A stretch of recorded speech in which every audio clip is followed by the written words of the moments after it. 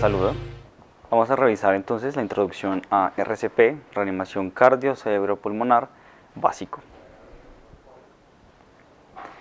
Es importante saber que el BLS y el ACLS, que es la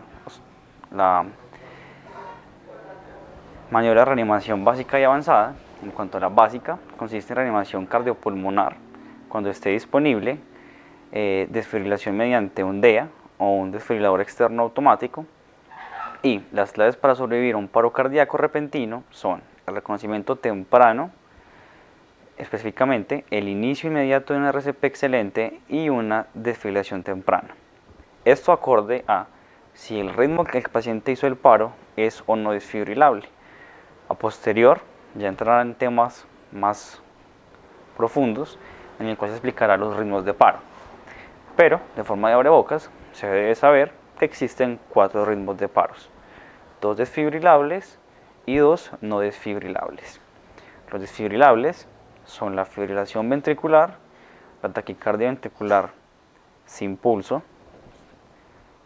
específicamente la polimorfa, aunque bien también puede ser monomorfa, ya eso lo entrará a más detalle en otro tema, pues en otra charla, en otra clase.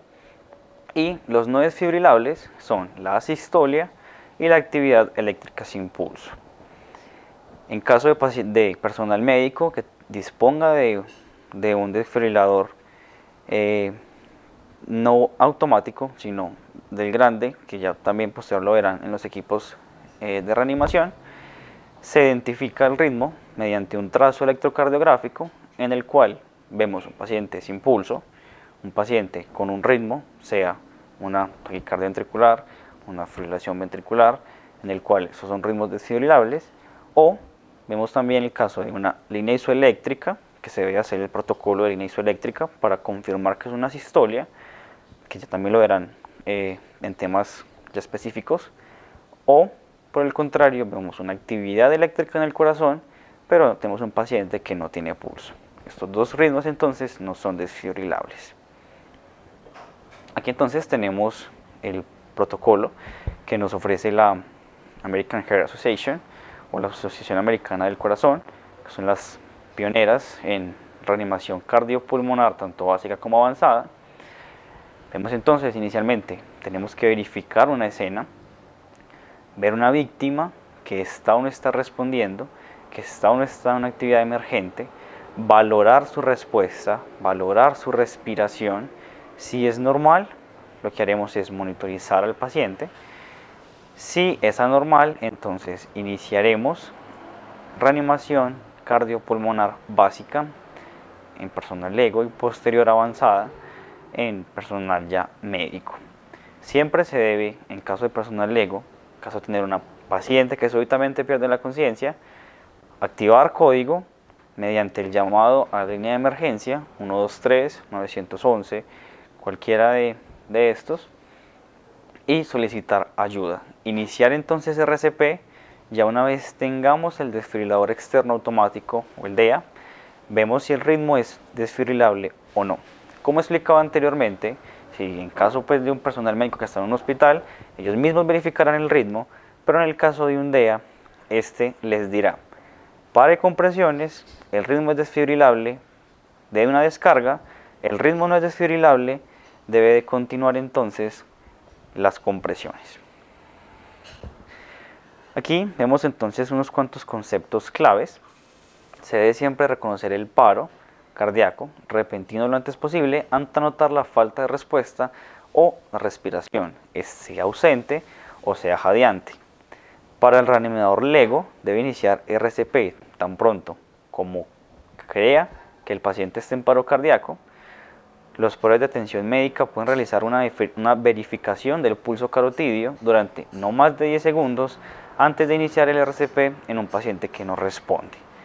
Se reinicia una RCP excelente, se minimiza las interrupciones de RCP y se usa el DEA lo más rápido posible, siempre que esté disponible, y siempre se debe activar los servicios de emergencia y el equipo de paro cardíaco lo antes posible. Muchos estudios han demostrado que en caso de personal LEGO, ve a un paciente que se desploma, ve a un paciente que no responde, cree que está en paro, empieza compresiones, pero el paciente nunca estuvo en paro.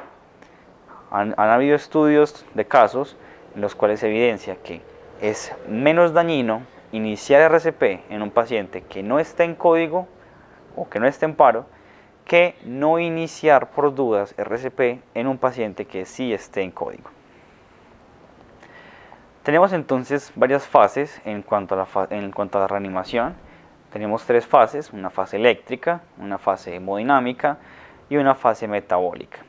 La fase eléctrica se define como los primeros 4 a 5 minutos de tensión en un paciente que se encuentra en una fibrilación ventricular.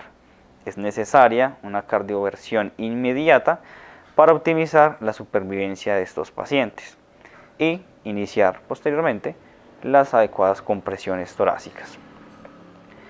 Vemos también entonces la fase hemodinámica. La fase hemodinámica o circulatoria sigue a la fase eléctrica. Esta consiste en el periodo de 4 a 10 minutos después de la parada cardíaca, durante los cuales los pacientes que tienen parada cardíaca mediada por fibrilación ventricular pueden permanecer en este ritmo. Por ende, la desfibrilación temprana sigue siendo fundamental para la supervivencia de los pacientes con fibrilación ventricular. No está claro, sin embargo, si es beneficioso durante la fase hemodinámica retrasar la desfibrilación para realizar 2 a 3 minutos de RCP. Los ensayos aleatorios han sido realmente inconsistentes. Han existido 3 ensayos, uno con 200 pacientes, otro con 202 pacientes y otro con 256 pacientes. En el primero vemos que retrasar la desfibrilación para iniciar RCP no aumentó la sobrevida de los pacientes en parada cardíaca, teniendo una diferencia de supervivencia de un 20 a un 4%. En el segundo ensayo se evidenció que realmente el parar la desfibrilación para hacer reanimación no tuvo una diferencia significativa en cuanto a la supervivencia de esos pacientes. Y el último ensayo también nos define lo mismo. Parar 3 minutos la desfibrilación para iniciar compresiones antes de desfibrilar no evidenció mejoría en la supervivencia. Por ende, esto llega a la conclusión de que siempre un paciente que esté en parada cardíaca se debe asegurar de colocar los parches acorde como el DEA lo indica, más adelante lo veremos, y si es un ritmo desfibrilable, generar la descarga. Las compresiones torácicas se debe mantener una tasa de compresión torácica entre 100 y 120 compresiones por minuto. Se debe comprimir el pecho al menos unos 5 centímetros, que son unas 2 pulgadas, pero no más de 6 centímetros, que son 2.5 pulgadas, con cada golpe hacia abajo. Siempre se debe de permitir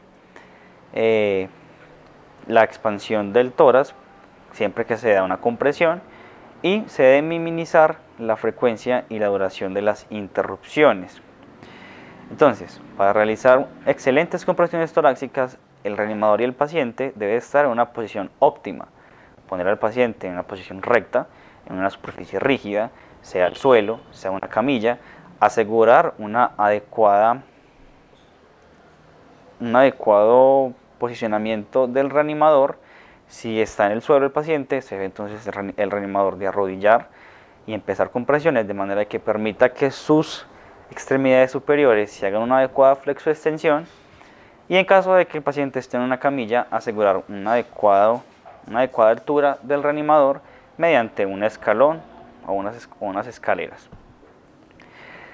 El rescatador debe colocar la mano en la mano no dominante en la mitad del tórax del paciente, y la mano no dominante se coloca encima de esta mano, y lo que se va a hacer son compresiones rítmicas asegurando los 100 a 120 compresiones por minuto. Siempre se deben minimizar las interrupciones en cuanto a las compresiones. Las interrupciones de las compresiones torácicas durante el RCP deben de ser breves, puesto que disminuirían la circulación, la presión intratorácica y asegurar la adecuada circulación tanto coronaria como cerebral. Por ende, no deben transcurrir más de 3 a 5 segundos entre cada paro de reanimación. Y la guía de RCP básica y avanzada, tanto nacional como internacional, siempre define que para evitar cansancio en el reanimador se debe de hacer ciclos de 2 minutos de RCP, cambiar de reanimador para asegurar adecuadas compresiones. De modo de que el reanimador que esté cansado no haga una inadecuada presión en el tórax. Esto se verá más adelante en el tema específico de compresiones torácicas.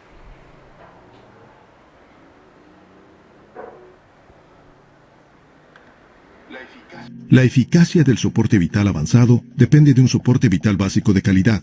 La expresión soporte vital obedece a una razón. Con el paro cardíaco se suele presentar fibrilación ventricular. El corazón se agita, pero no bombea sangre de forma eficaz a los órganos vitales. Las compresiones torácicas de calidad mantienen el flujo sanguíneo a los órganos vitales, especialmente al corazón. Son prioritarias durante los primeros minutos del paro cardíaco. Una de las formas de valorar la efectividad de las compresiones es la presión de perfusión coronaria, que durante la RCP debe mínimo ser de 10 milímetros de mercurio para que pueda producirse el retorno de la circulación espontánea o RCE. Se necesitan varias compresiones para que la presión de perfusión coronaria sea lo bastante alta como para que la sangre llegue al corazón. Cuanto mayor sea la presión de perfusión, mayor probabilidad de supervivencia. Al detener las compresiones, la presión desciende considerablemente y permanece baja hasta que se vuelve a comprimir. Durante un intento de reanimación, no es posible acceder. Para realizar compresiones torácicas de calidad, debe comprimir fuerte y rápido. Comprimir con fuerza significa que debe comprimir el tórax al menos 5 centímetros y permitir una expansión torácica completa entre cada compresión. Si el tórax no se expande completamente, la perfusión coronaria permanecerá baja. Comprimir rápido significa realizar al menos 100 compresiones por minuto. Los estudios científicos demuestran que el número de compresiones es importante para el RCE y para la supervivencia sin daños neurológicos. Puede resultar difícil comprimir con la misma intensidad. Por eso la American Heart Association recomienda cambiar de reanimador cada 2 minutos o tras 5 ciclos de 30 compresiones y 2 ventilaciones. La RCP de calidad minimiza las interrupciones, por lo que al practicarse más compresiones se favorece la perfusión. Los estudios demuestran que incluso los profesionales interrumpen las compresiones con demasiada frecuencia o demasiado tiempo. En algunos casos hasta un 25 o 50% de la reanimación transcurre sin compresiones. El algoritmo de soporte vital básico circular enfatiza la práctica de compresiones y ventilaciones durante 2 minutos con una interrupción de no más de 10 segundos para la evaluación y desfibrilación.